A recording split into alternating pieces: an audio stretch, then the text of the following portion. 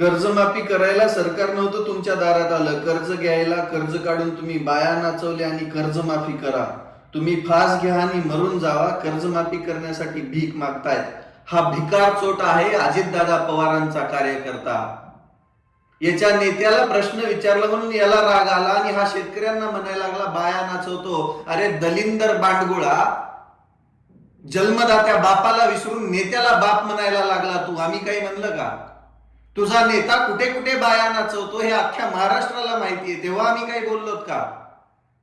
शेतकऱ्यावरती सुलतानी आसमानी संकट कोसळल्यानंतर कर्जमाफीची मागणी केली. तुझ्या बापाच्या खिशातून द्यायचंय का? तुझा नेता जेव्हा 70,000 कोटीचा घोटाळा करतो आणि तो राजरोजपणे हिंडतो काही न केल्यागत आव्हानात, तेव्हा या सामान्य जनतेने काही म्हणलंय का? शेतकऱ्यांनी काही म्हणलंय का? तेव्हा कुठे तू मूग गिळून गप बसला होतास? अरे सुधरा रे, नेत्याला